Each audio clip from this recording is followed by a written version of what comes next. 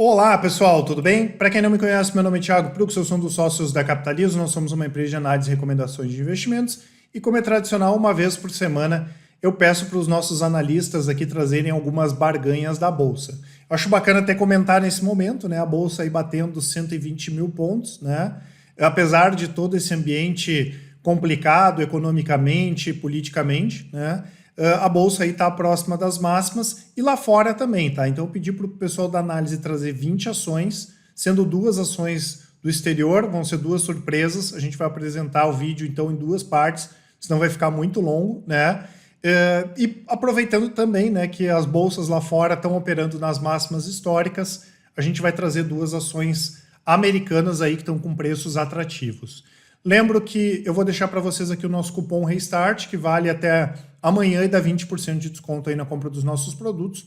No final do vídeo eu volto para falar a respeito deles. Então, mais uma vez aqui o indicador que nós vamos utilizar é o PVP, que correlaciona, né, o preço de mercado em função do valor patrimonial por ação, né? Então, o cálculo é pegar o valor de mercado, o preço por ação, e dividir pelo valor do patrimônio líquido por ação, né? Basicamente, o patrimônio líquido são o dinheiro dos sócios da empresa. Então, se nós temos uma empresa que custa R$20 no mercado e o valor patrimonial por ação está 14, isso significa que o PVP é 1,43 vezes. E significa que a ação está sendo negociada a um valor 43% maior que seu valor patrimonial. Claro que é normal, né, pessoal? Quando a gente compra uma ação, nós compramos também a expectativa de crescimento da empresa, então é normal ela operar acima do seu valor patrimonial, mas às vezes tem algumas empresas que chegam a operar abaixo do valor patrimonial e são boas empresas, né? Eu já vi isso acontecer algumas vezes. E o que isso significa? Quando essa empresa tem o PVP menor do que 1, é mais barato a gente comprar a empresa no mercado do que se a gente fosse pagar ela pelo valor patrimonial dela. Lembrando sempre que não é um indicador que a gente vai utilizar de maneira isolada. Então são essas aqui as empresas que a gente vai comentar hoje, começando aqui com a Amil, com PVP de 0,95. Para quem não conhece, ela opera restaurantes e hoje tem mais de 10 mil funcionários que operam, e a empresa opera em 4 países, né? E basicamente o foco da companhia é aeroportos, rodovias e shoppings. Dá para dizer que a Amil está sofrendo aí com dores de crescimento, né? A empresa praticamente triplicou o faturamento de 2013 até 2019 e cresceu, digamos assim, um pouco de maneira desordenada, tá? No ano passado a crise, claro, afetou a empresa, fechamentos de shopping, restaurantes e talvez aí com a retomada da economia eles retomem um momento melhor. Lembrando que eles são donos aí de marcas como Batata Inglesa, Frango Assado, Olive Garden, Pizza Hut, Viena e o KFC, tá? Temos aqui a Elbor, né, pessoal, com PVP aí de 0,94. A Elbor é uma das maiores incorporadoras imobiliárias do Brasil, apesar de atuar em outras regiões como Rio de Janeiro, Belo Horizonte, o foco é na região metropolitana de São Paulo. Lembrando que nos últimos 40 anos eles desenvolveram mais de 240 projetos, né? A Elbor é o que a gente chama de incorporadora pura, então eles fazem todo o projeto, mas a construção é feita por um parceiro, tá? Que já, claro, eles fazem já uma obra aí já com o preço definido, tá? A Elbor tem alguns problemas, né? O primeiro deles é o endividamento bastante elevado, hoje aí na casa de R$1 bilhão a dívida líquida da empresa, e historicamente a companhia não gera caixa, né?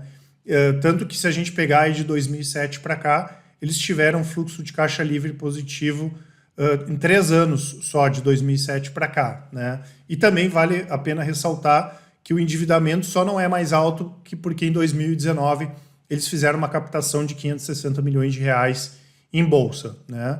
Eles têm tentado ajustar os ponteiros, né, pessoal? Eles têm uma tática de diminuir os estoques que são bastante elevados, né? Até porque o custo de manutenção de estoque é muito elevado, né?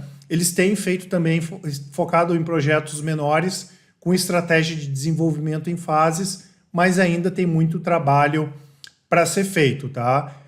E apesar do guidance de 2021 ser muito promissor, o modelo de negócio da empresa não pegou tração aí no longo prazo, né? Então aqui o pessoal da análise, nesse momento, prefere outras ações mais conservadoras no setor de construção civil. Agora, claro, quem acredita numa empresa aí de recuperação, a Elbor pode ser uma boa. Nós temos aqui a Marco Polo, também com PVP aí de 94. A Marco Polo é uma empresa antiga, né, pessoal? Fundada lá no final dos anos 40, em Caxias do Sul. É uma empresa antiga na Bolsa também. Desde 1978 tem capital aberto. E ela fabrica carrocerias de ônibus, micro-ônibus e componentes para o setor automotivo. Lembrando que a Marco Polo é uma marca global, né? Ela tem plantas industriais no exterior e exporta aí para mais de 160 destinos pelo mundo, né? E além disso também fornece soluções financeiras através do Banco Moneo.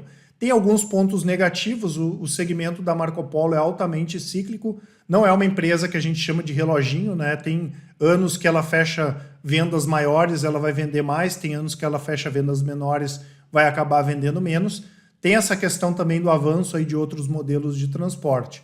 Por outro lado, nós temos uma estrutura muito verticalizada, é um produto de bastante qualidade, o da Marco Polo. Eles têm um histórico de aquisições consistente e a gestão da empresa é muito interessante. Claro que a crise aí foi brutal para a Marco Polo, tá?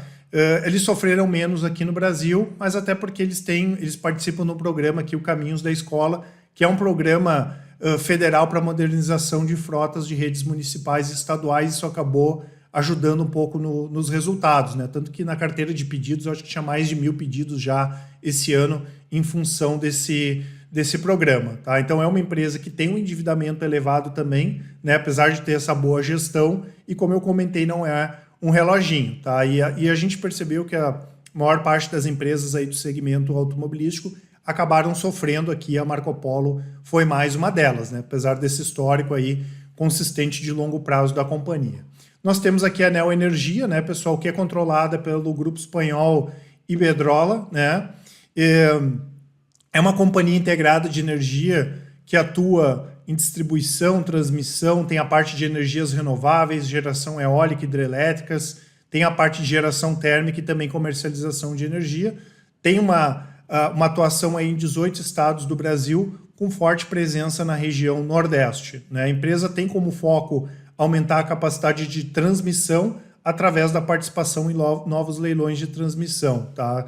Inclusive, recentemente, eles acabaram ficando com a SEB, né? E é uma empresa que também tem um histórico de normalmente pagar um pouco mais caro aí nos ativos, mas a qualidade, né, dos ativos da Neo Energia é inegável, né? E dá para dizer sim que é uma ação barata, operando aí abaixo do PVP. E essas empresas de energia também são boas pagadoras de dividendos, né? Nós temos aqui a Aliar com PVP de 0,93. A Aliar é a segunda maior empresa de diagnóstico por imagem do Brasil, tem 118 unidades de atendimento em 42 cidades de 10 estados. Nos últimos anos eles cresceram demais, né? Fizeram aquisição aí de mais de 20 empresas, né? E eles, nesse primeiro momento, não estavam muito preocupados em rentabilidade, né? E a partir de 2018, a empresa começou a se reestruturar, né? E já está caminhando aí para ter anos melhores em termos de lucro e também geração de caixa.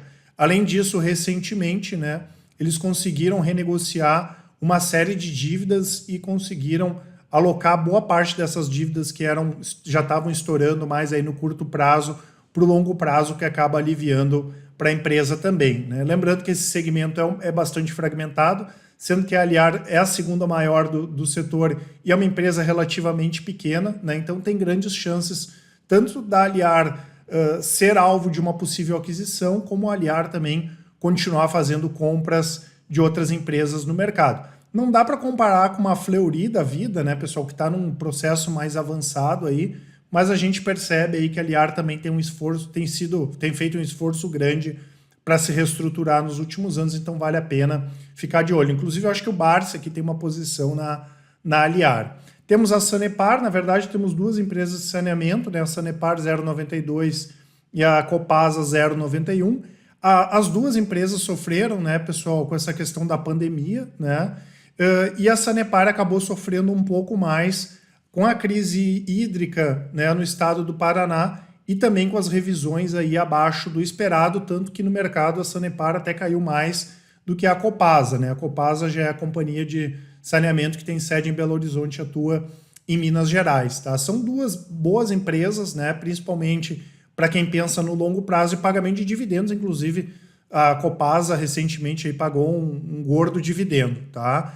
A Sanepar, especialmente, é a nossa preferida do setor, né? A gente voltou a ficar de olho, até porque as ações caíram bastante, né? Claro que a gente sempre tem esse risco de regulação, né? Eu lembro na época que o Requião era governador do Paraná, passou anos sem reajustes, mas pensando no longo prazo, né, e vendo o preço desses ativos, aí vale a pena a gente ficar de olho também tanto na Sanepar quanto na Copasa. Aqui nós temos outra construtora, né, pessoal, a Gafisa, que tem foco aí na construção civil de empreendimentos residenciais e comerciais, mais voltados aí para média e alta renda. A Gafisa teve problemas sérios ali no final dos anos 2000, passou por uma reformulação estratégica, tanto que hoje eles atuam mais em São Paulo, Rio de Janeiro. Em 2017, eles fizeram a cisão da Tenda, né? Eles tinham comprado a Tenda lá em 2008, 2009, e depois fizeram a cisão e a Tenda, inclusive, voltou para a Bolsa, e também venderam a participação que eles tinham na Alphaville Urbanismo, tá? Recentemente, eles fizeram a aquisição de 32 estúdios e de uma participação no empreendimento Hotel Fasano Itaim, no negócio aí de mais de 300 milhões, e além disso assinaram um contrato visando o ingresso aí no luxuoso empreendimento Cidade Matarazzo, que é localizado ali próximo à Avenida Paulista. Então é outro ativo de reestruturação, né? Não é muito nosso perfil no setor de construção civil se posicionar em ativos de recuperação ou de reestruturação, já que é um segmento muito complicado, mas assim como a Elbor, para quem acredita em reestruturação, vale a pena ficar de olho.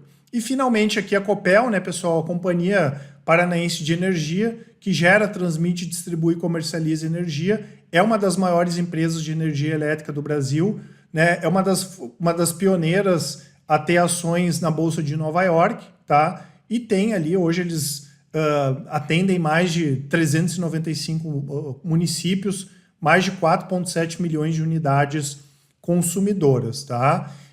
É outra gigante, né? Só que não existe muita possibilidade de privatização. Muita gente nos pergunta, né, se tem a possibilidade. Nenhuma vez o governo do Paraná acenou em privatização nem da Sanepar, nem da Copel, né? A gente tem que ficar de olho também nessa questão aí de revisão tarifária, que pode vir até abaixo do previsto. A gente gosta bastante da Copel, né, pessoal? Inclusive, nós ficamos posicionados na Copel quase 4 anos, tá? Foi uma operação que a gente ganhou bastante dinheiro, né? Surfamos toda a reestruturação da companhia, mas hoje a gente entende aí que as empresas privadas, principalmente de transmissão, estão no momento mais interessante. E lembrando, né, pessoal, que entre os dias 22 de março e 20 de abril está aberta a janela para quem quiser converter as suas ações ON ou PN em units, né? A Copel está fazendo esse programa aí de unitização, vamos dizer assim, né? E quem quiser, né, aderir às units, é só entrar em contato com a corretora de vocês, tá? E o ativo internacional que nós vamos ver hoje, tá, pessoal, é bastante conhecido aí de todo mundo, a Kraft Heinz, né? Ela opera aí com um PVP de 0,96, tá? Operando abaixo do valor patrimonial. Então hoje a Kraft Heinz é uma multinacional americana, é a 5ª maior empresa de alimentos e bebidas do mundo, e ela foi resultante, né, da fusão da Kraft Foods com a Heinz. Em 2019, eles fizeram algumas investigações internas e encontraram um erro bilionário nos balanços. Inclusive, eles tiveram que republicar os balanços de 2016, 2017 e parte de 2018 para retificar esse erro no balanço, tá? Então, é uma empresa que operacionalmente é uma boa companhia, mas teve esse problema contábil, assim como a gente já viu em alguns outros casos aí, como nós tivemos aqui no Brasil, o IRB, né? Claro que as ações derreteram com isso, né? Então, tá longe lá do topo aí de 2, 3 anos atrás, mas operacionalmente a empresa já dá sinais de recuperação. Inclusive, recentemente nós tivemos um problema, vamos dizer assim, inédito lá nos Estados Unidos, né? Que foi uma escassez imensa de ketchup e eles tiveram que aumentar a produção aí em 25%. Vale a pena a gente citar também que a multinacional tem como acionistas o Jorge Paulo Lemann, que inclusive deixou o conselho de administração da empresa recentemente, e o Warren Buffett, né, pessoal? Uma das principais posições aqui do Warren Buffett é a Kraft Heinz, e desde 2019, né, o português e bastante competente, o novo CEO da empresa, o Miguel Patrício, é o cara responsável aí pela retomada da companhia, tá? Então é um ativo internacional aí que vale a pena vocês ficarem de olho. Então, esses eram os ativos que eu queria passar para vocês. Lembrando que amanhã eu faço a parte 2 aqui, trago mais 9 ações brasileiras e mais uma ação internacional aí que opera próximo ou abaixo do valor patrimonial. Lembrando que nós temos entre as nossas carteiras recomendadas, nós temos a carteira Thiago Brooks, que é o portfólio que desde 2017, né, traz as recomendações aí que eu montei a carteira da minha família, e nós temos, né, também dentre as ações, já basicamente é uma carteira de ações, alguns ativos, tanto do Brasil quanto internacionais, né, que operam próximo ou abaixo do valor patrimonial, e são ativos aí que a gente pode considerar que estão bem baratos. Tá? A carteira tem o objetivo de trazer o máximo de rentabilidade com uma volatilidade menor, e justamente isso ela tem conseguido fazer desde abril de 2017, com um retorno aí de 323%, enquanto o Ibovespa rendeu um pouco mais de 83%, e o S&P teve uma alta de 72%. Lembrando, né, pessoal, que essa carteira faz parte do nosso produto Carteiras Capitalizo. Vocês podem utilizar o nosso cupom para comprar esse produto ou os demais, né? Nós temos o Top Fundos, que são as recomendações de fundos de investimento, incluindo fundos imobiliários, o Invista em Ações, que são as recomendações de ações de longo prazo, o Carteiras, né, que tem esse portfólio Thiago Brooks, a parte de criptoativos, renda fixa, mais o Top Fundos, mais o Invista em Ações, o Full Trader, que é o nosso produto de recomendações de médio e curto prazos, tem day trade, swing trade, rastreador de tendências, long short, opções, e tem as recomendações do Invista em Ações, e o Capitalismo Completo, que são todos os nossos produtos. Qualquer dúvida que vocês tiverem, podem mandar um e-mail para a gente, contato@capitalismo.com.br, podem dar uma ligada no 4003-9127, quem preferir, aqui na descrição vai estar o link do WhatsApp, vocês podem mandar um áudio, podem mandar uma mensagem para a gente também. Tá certo, pessoal? Um grande abraço a todos e até mais.